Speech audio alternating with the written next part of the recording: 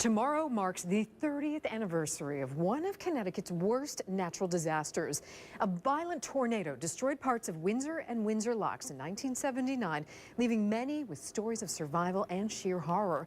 NBC Connecticut's Ryan Hanrahan is here with a look back at the storm. Ryan. Well, Lisa, you certainly could call it a freak tornado. During a humid October afternoon 30 years ago tomorrow, an exceptionally large and destructive storm developed without warning. It destroyed homes and businesses like Rice Hardware in the Pequannock section of Windsor. I got up, it's sort of like there weren't any walls in this building, let alone there was no roof. Dennis Rice is the co-owner of Rice Hardware. Shortly after 3 p.m. that day, he came back to his store with a cup of coffee when the tornado hit. The windows were like doing this, like buckling back and forth. So I put the coffee down and the doors were like, you know, banging back and forth. The winds blew open the doors, shattered the windows, and sent Dennis Rice flying down aisle 2. From this position here, I sort of like shot down like 3/4 of the way down this aisle here. And I just like landed right on the ground.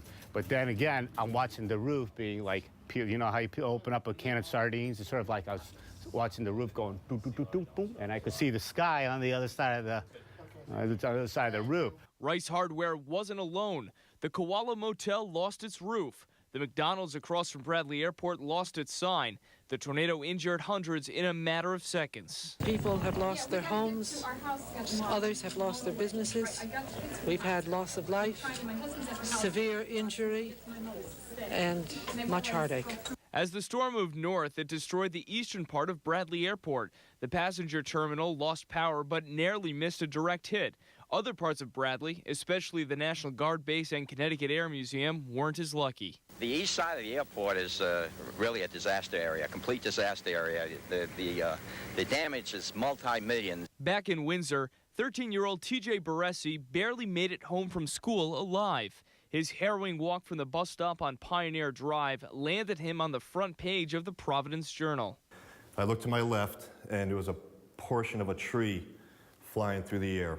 It wasn't a whole tree, it was like a limb or something, and it knocked me to the ground. When I finally made my way to here, I was basically crawling because I was injured. I hung on just like this. The scariest feeling I had was I came to a realization that I was alone. I was all by myself. The world around me turned black. TJ survived with just some bumps and bruises. The tornado injured 500 and killed 3. At first, even the Weather Service was bewildered by the damage. The National Weather Service says it was a small tornado. If it was just a small tornado, we can only imagine what a large one might have done. It turns out it wasn't small. It was actually a monster. To this day, it is the 6th most costly tornado to ever hit the U.S., with damage over $400 million in today's dollars. Survivors will forever have etched in their memory a scene that looked like a war zone. And I thought I was dying. I thought this was dying. And so I just cried and prayed, and sooner or later, everything died down, and skies opened up.